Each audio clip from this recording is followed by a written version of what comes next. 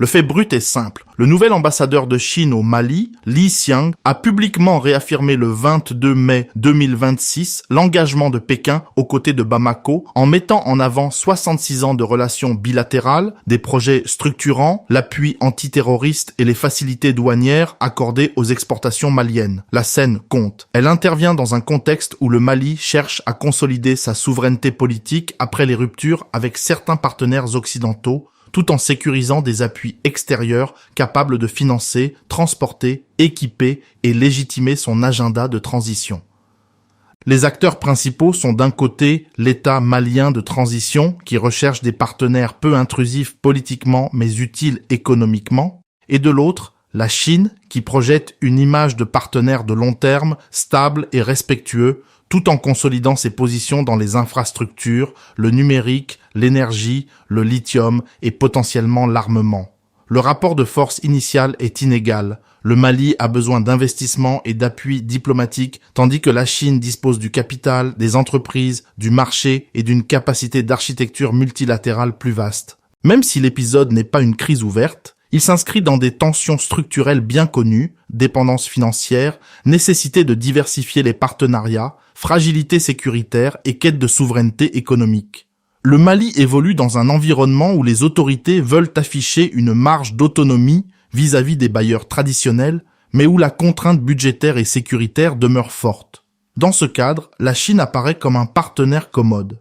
Elle offre des infrastructures visibles, des facilités commerciales et des coopérations sectorielles sans conditionnalité politique explicite comparable à celle des institutions de Bretton Woods. La contradiction centrale est cependant claire. Le discours de sincérité et de solidarité masque une relation structurée par les besoins du Mali et les intérêts chinois dans les ressources, les marchés et les routes d'influence.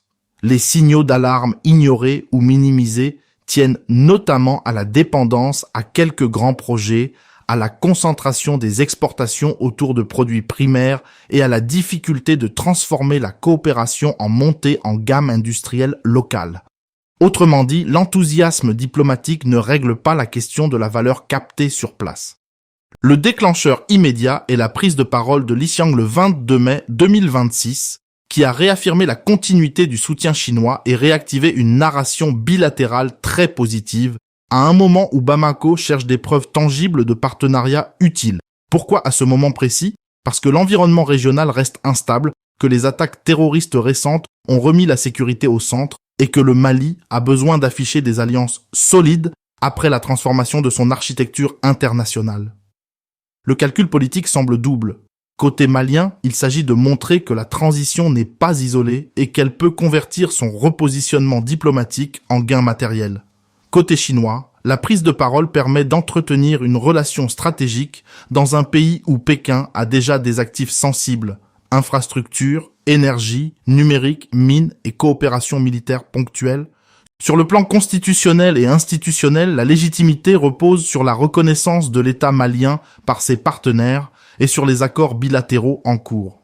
Pékin met d'ailleurs en avant la continuité diplomatique, la reconnaissance mutuelle et la cohérence du partenariat stratégique. Sur le plan populaire et militant, la coopération chinoise peut être perçue comme utile, car elle produit des infrastructures visibles, des emplois, des marchés et un récit de non-ingérence plus acceptable dans un contexte de défiance envers les anciennes puissances. Sur le plan moral et historique, la Chine capitalise sur une mémoire de solidarité sud-sud, d'amitié ancienne et d'aide concrète, notamment via les équipes médicales présentes depuis 1968 et les projets emblématiques comme le pont de l'amitié sino-malienne, le CICB ou la cité universitaire de Kabbalah.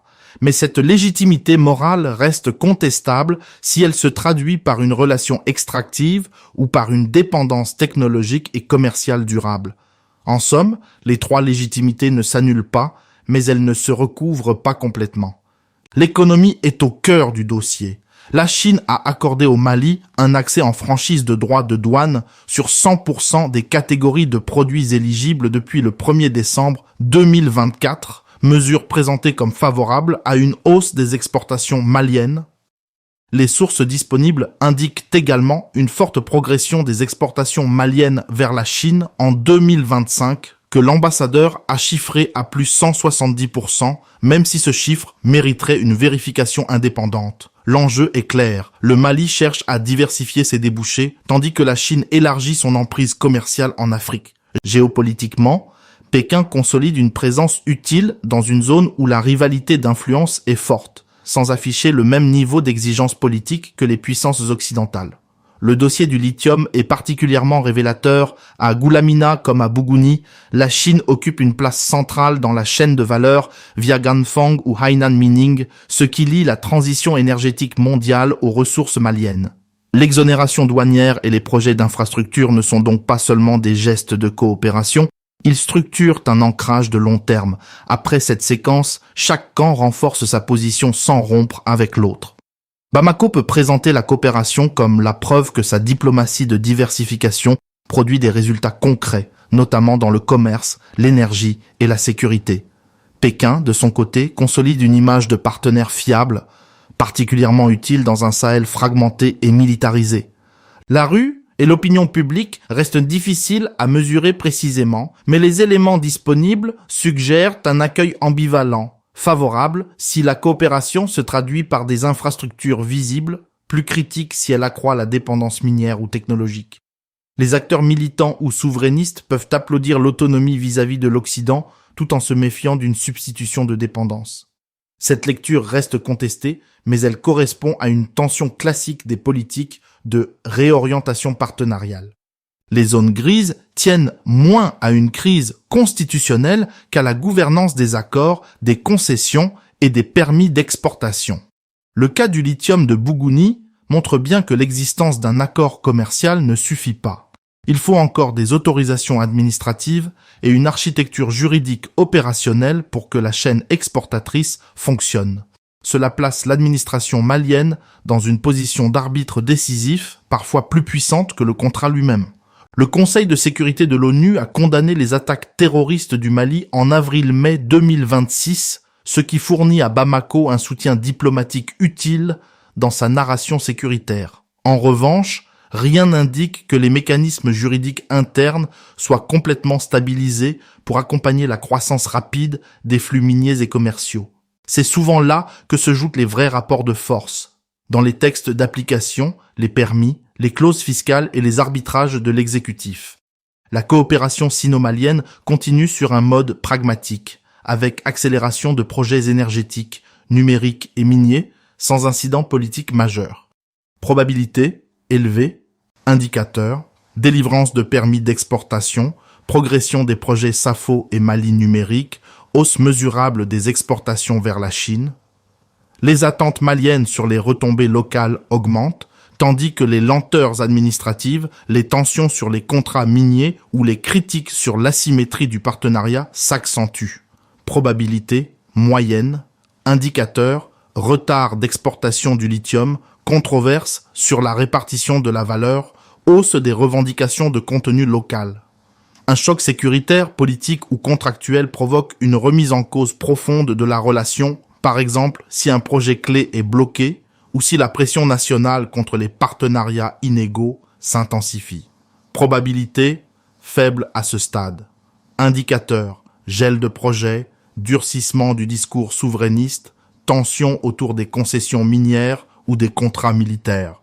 Cette situation rappelle les relations asymétriques classiques entre puissances émergentes et États en transition.